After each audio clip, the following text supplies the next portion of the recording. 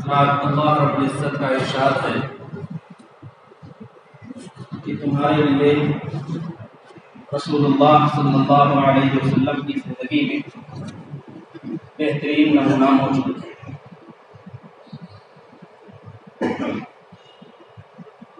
نمونہ اور آئیڈیل بننے کے لیے ضروری یہ ہے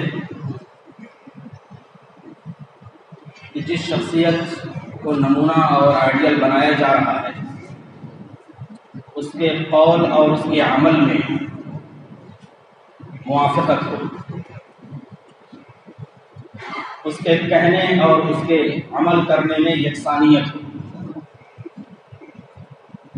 انسان جو کہہ رہا ہے اس کے مطابق اس کا عمل ہے یا نہیں ہے، اس وقت اس کو نمونہ بنایا جا سکتا ہے، آئیڈیل بنایا جا سکتا ہے۔ اس تناظر میں جناب محمد رسول اللہ صلی اللہ علیہ وسلم کی زندگی کا جائزہ لیا جائے تو پتہ چلے گا کہ آپ زندگی کے تمام شعبوں میں اعلیٰ معیار پر ہیں۔ آپ صلی اللہ علیہ وسلم کے بارے میں قرآن نے خود ہی کہہ دیا کہ آپ اخلاق کی بلند سطح پر ہیں۔ آپ کے قول میں اور آپ کے عمل میں کوئی تضاد نہیں ہے۔ آپ جو کہتے ہیں اس کو کر کے بھی دکھاتے ہیں۔ اس تناظر میں آپ کی زندگی اور آپ کی سیرت بہترین نمونہ ہے، اور وہی قابل تقلید ہے اور وہی قابل اتباع ہے۔ یہ نمونہ متعدد اہم پہلوؤں پر مشتمل ہے، متنوع گوشوں پر مشتمل ہے۔ ان میں سے چند گوشوں کا تذکرہ مقصود ہے کہ اسوہ حسنہ کا ایک نمایاں پہلو یہ ہے تواضع اور خاکساری۔ تواضع کا مطلب ہوتا ہے جھک جانا، تکبر کا اظہار نہ کرنا۔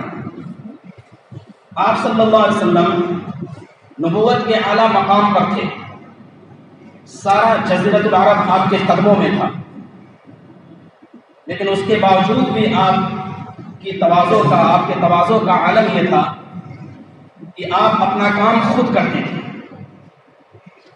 گھر میں جھاڑو لگاتے تھے، بازار سے سودا لاتے تھے، بکری کا دودھ دھوتے تھے، بیماروں کی عیادت کرتے تھے، ہر خاص و عام کے جنازے میں جاتے تھے،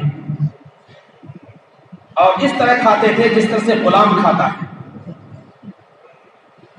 تواضع کی ایک اور مثال فتح مکہ کا موقع ہے، اور تقریباً 10,000 مسلح صحابہ، ہتھیار بند صحابہ آپ کے ساتھ موجود ہیں، لیکن آپ صلی اللہ علیہ وسلم مکے میں فاتحانہ انداز میں نہیں داخل ہو رہے ہیں، بلکہ اس طرح داخل ہو رہے ہیں کہ آپ کا سر اونٹ کے کوہان سے لگا ہوا ہے، جھکے جا رہے ہیں تاکہ فخر کا، غرور کا اور کبر کا اظہار نہ ہو، بلکہ اللہ کا شکر ادا کرتے ہوئے مکے میں داخل ہو رہے ہیں۔ صحیح بخاری میں ہے کہ ایک مرتبہ رسول پاک صلی اللہ علیہ وسلم مسجد نبوی میں آرام فرما رہے تھے، ایک عام چٹائی پہ۔ حضرت عمر رضی اللہ تعالیٰ عنہ آئے، یہ منظر دیکھ کر رو پڑے، ان کی آنکھوں سے آنسو نکل گئے۔ وجہ دریافت کی گئی، پوچھا گیا، انہوں نے فرمایا کہ اے اللہ کے رسول، قیصر و کسریٰ کے لوگ تو خوب عیش کر رہے ہیں، خوب مزے اڑا رہے ہیں، اور آپ اللہ کے رسول ہو کر آپ کی یہ حالت ہے۔ آپ اللہ کے رسول ہیں، اللہ کے نبی ہیں، سید الاولین والآخرین، لیکن آپ کی یہ حالت ہے کہ آپ چٹائی پر، کھلی چٹائی پر آرام فرمائیں۔ اللہ کے رسول صلی اللہ علیہ وسلم نے فرمایا، عمر، کیا تمہیں یہ پسند نہیں کہ ان کے لیے دنیا ہو اور ہمارے لیے آخرت ہو؟ کیا تمہیں یہ پسند نہیں کہ ان کے لیے دنیا ہی میں سب کچھ نہیں مل جائے اور ہمارے لیے آخرت میں اللہ تعالیٰ نے مہمانی کا سامان تیار کر رکھا؟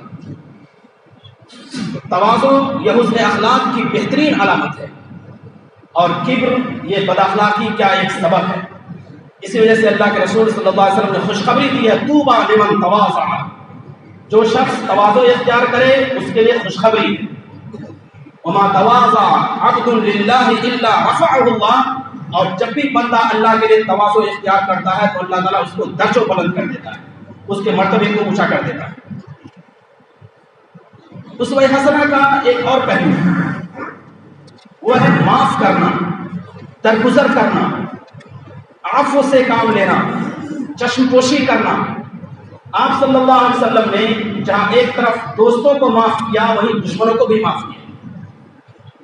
فتح مکہ کا موقع ہے، سارے لوگ آپ کے سامنے کھڑے ہیں، وہ بھی ہیں جنہوں نے آپ کے قتل کی سازشیں رچی تھی، وہ بھی ہیں جنہوں نے آپ کو جسمانی تکلیف پہنچائی تھی اور صحابہ کرام کو زد و کوب کیا تھا، وہ بھی ہیں جنہوں نے آپ کی صاحبزادیوں کے رشتے توڑوائے تھے، وہ بھی ہیں جنہوں نے آپ کی معاشی ناکہ بندی کی تھی، وہ بھی ہیں جنہوں نے آپ کو دانے دانے کو ترسایا تھا۔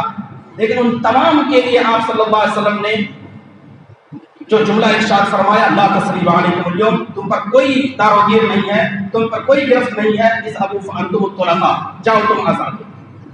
یہ ہے معاف کرنے کا عمل۔ آپ صلی اللہ علیہ وسلم نے معاف فرما دیا۔ حضرت وحشی جو انہوں نے حضرت حمزہ کو قتل کیا تھا، ہندا جنہوں نے ان کا کلیجہ چبایا تھا، اکرمہ جو ابو جہل کے بیٹے تھے، ابو سفیان جنہوں نے غزوہ احد میں اور غزوہ خندق میں فوجوں کی قیادت کی تھی، وہ تمام موجود ہیں، لیکن سب کو آپ صلی اللہ علیہ وسلم نے معاف فرما دیا۔ اس معاف فرمانے کا نتیجہ یہ ہوا کہ اللہ رب العزت نے ان کی قد کو اونچا کر دیا۔ عام طور پر یہ سمجھا جاتا ہے، یہ تصور کیا جاتا ہے کہ معاف کر دینے سے ہمارا قد کم ہو جائے گا، ہمارا مرتبہ کم ہو جائے گا، اور بدلہ لینے سے ہمارا قد اونچا ہو جائے گا۔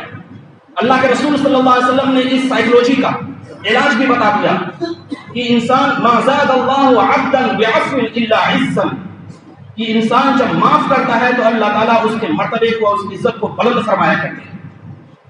اور لوگوں تم رحم کرو، تم پر رحم کیا جائے گا، اور تم معاف کرو، تم کو معاف کیا جائے گا۔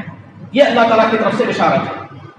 مسند احمد میں ایک روایت ہے، ایک صحابی نے اللہ کے رسول صلی اللہ علیہ وسلم سے شکایت کی کہ میرا خادم ہے، میرا غلام ہے، بہت پریشان کرتا ہے اور اس کی حرکتیں ایسی ہیں کہ مجھے بہت تکلیف پہنچتی ہے، اللہ کے رسول میں اس کو کتنا معاف کروں، میں کتنا معاف کروں اس کو؟ تو آپ صلی اللہ علیہ وسلم نے فرمایا کہ دن میں 70 بار اسے معاف کرو، اور یہ 70 بار عربی محاورے کے لحاظ سے زیادہ معاف کرنے سے عبارت ہے، یعنی زیادہ سے زیادہ اسے معاف کرو۔ یہ ہے آپ صلی اللہ علیہ وسلم کو اسوہ حسنہ کا ایک نمونہ کہ معاف کرنا، درگزر کرنا، چشم پوشی کرنا، اعراض کرنا آپ صلی اللہ علیہ وسلم اپنی زندگی میں فرض کر لیا تھا۔ آپ کی اسوہ حسنہ کا ایک اور نمونہ سخاوت اور فیاضی ہے۔ آپ صلی اللہ علیہ وسلم خرچ کرتے تھے اور بے دریغ خرچ کرتے تھے، کسی بھی سوالی کو، کسی بھی فریادی کو واپس نہیں کرتے تھے۔ آپ صلی اللہ علیہ وسلم کے پاس اگر سامان ہوتا تو خود عطا فرما دیتے تھے، نہیں ہوتا تو قرض لے کر دیتے تھے۔ اگر کوئی سامان پہلے سے موجود ہوتا اور اس کو خرچ نہیں کیا گیا تو جب تک خرچ نہ کیا جائے اس وقت تک بے چین رہتے تھے کہ خرچ کیسے نہیں ہوا، اسے تو خرچ ہونا چاہیے تھا، اللہ کے راستے میں اسے لٹایا جانا چاہیے تھا، کیونکہ انہیں معلوم تھا کہ اس کا صلہ اللہ تعالیٰ 1 اور 2 گنا نہیں بلکہ 10 گنا اور 70 گنا عطا فرماتے ہیں۔ ایک موقع پر بلکہ کئی مواقع پر جب کسی کا انتقال ہوتا اور جنازہ ہوتا تو آپ صلی اللہ علیہ وسلم اعلان کرتے کہ ان کے اوپر، یعنی جنہوں نے وفات پائی ہے، ان کے اوپر جو قرض ہے وہ میرے ذمہ ہے، میں ادا کروں گا، اور ان کا جو مال ہے، ان کی جو میراث ہے، ان کے ورثہ لیں گے۔ یعنی آپ صلی اللہ علیہ وسلم نے اس طرح شفقت اور محبت کا معاملہ فرمایا کہ قرض کی ادائیگی خود کریں گے اور جو میراث اور مال ہے، متروکہ مال ہے، ان کے ورثہ اسے لیں گے۔ حضرت سہیل بن سعد ایک صحابی ہیں، روایت کرتے ہیں، بخاری شریف کی روایت ہے کہ ایک خاتون نے رسول پاک صلی اللہ علیہ وسلم کو ایک چادر ہدیے میں دی اور بہت خوبصورت چادر تھی۔ آپ صلی اللہ علیہ وسلم نے اسے استعمال فرمایا۔ ایک صحابی نے دیکھا تو انہوں نے کہا اللہ کے رسول یہ چادر بہت خوبصورت ہے، مجھے عنایت فرما دیجیے۔ آپ صلی اللہ علیہ وسلم نے ان کو عنایت فرما دی۔ لوگوں نے کہا کہ یعنی کیسی بات آپ نے کی کہ آپ صلی اللہ علیہ وسلم سے یہ آپ نے چادر لی تھی؟ انہوں نے کہا کہ میں نے یہ چادر تبرکن لی ہے اور میں چاہتا ہوں کہ یہ میرے لیے کفن ثابت ہو، میرے لیے کفن ثابت ہو۔ اس طرح سے آپ صلی اللہ علیہ وسلم نے لوگوں کے لیے معاف کرنے کا اور لوگوں کو دینے کا مزاج بنایا، لوگوں سے لینے کا نہیں۔ ایک ایسے ہی موقع تھا، 2 پہاڑوں کے درمیان بکریوں کا ریوڑ چل رہا تھا۔ ایک نامسلم صحابی آئے، انہوں نے کہا اللہ کے رسول یہ ریوڑ مجھے عطا فرما دیجیے۔ آپ صلی اللہ علیہ وسلم نے فرمایا کہ ٹھیک ہے، یہ تمہارے لیے طے کیا جاتا ہے، تمہارے لیے دیا جاتا ہے۔ وہ اپنی قوم کی طرف گئے، انہوں نے کہا لوگوں مسلمان ہو جاؤ، اللہ کا کلمہ پڑھ لو، محمد اتنا دیتے ہیں کہ ان کے دینے کے بعد محتاجگی کا اور افلاس کا ڈر نہیں ہے، فقر و فاقے کا ڈر نہیں ہے، کیونکہ ان کے ہاں عطا ہی عطا ہے، لینے کا کوئی سوال نہیں۔ آپ صلی اللہ علیہ وسلم کے اسوہ حسنہ کا ایک اور نمونہ یہ ہے کہ سچائی اور امانت داری۔ آپ صلی اللہ علیہ وسلم مکی زندگی میں سچے اور امانت دار کی حیثیت سے مشہور رہے، یہی وجہ ہے کہ لوگ امانتیں آپ کے پاس رکھوایا کرتے تھے اور آپ کی عزت و احترام کرتے تھے۔ ہجرت کے موقع پر آپ نے ساری وہ امانتیں واپس کرا دی، حضرت علی رضی اللہ تعالیٰ عنہ کو دی کہ وہ ساری امانتیں کو واپس کی جائیں۔ مستدرک احمد کی حاکم کی روایت ہے، اللہ کے رسول صلی اللہ علیہ وسلم نے فرمایا لوگوں 6 چیزوں کی ضمانت دو، میں تمہارے لیے جنت کی ضمانت دیتا ہوں۔ 6 چیزوں کی ضمانت دو، میں تمہارے لیے جنت کی ضمانت دیتا ہوں۔ نمبر 1، جب بولو تو سچ بولو، جھوٹ نہ بولو۔ نمبر 2، جب وعدہ کرو تو وعدہ پورا کرو، وعدہ خلافی نہ کرو۔ نمبر 3، جب امانت رکھی جائے تو اس میں خیانت نہ کرو۔ اور نمبر 4، کہ اپنی شرمگاہ کی حفاظت کرو۔ نمبر 5، اپنی آنکھوں کی حفاظت کرو۔ اور نمبر 6، کہ ظلم نہ کرو کسی پر۔ یہ اس میں حسنہ کے نمایاں پہلو ہیں، چاہے معاف کرنا ہو، یا چاہے تواضع و خاکساری ہو، یا چاہے عطا کرنا ہو، یا چاہے امانت داری اور سچائی ہو، یہ اور بھی اسی طرح کے پہلو ہیں۔ ہمیں آپ صلی اللہ علیہ وسلم کی زندگی میں یہ نمونہ مل سکتا ہے۔ اللہ تعالیٰ اس نمونے پر عمل کرنے، ان نمونوں پر عمل کرنے کی توفیق عطا فرمائے۔ وآخر دعوانا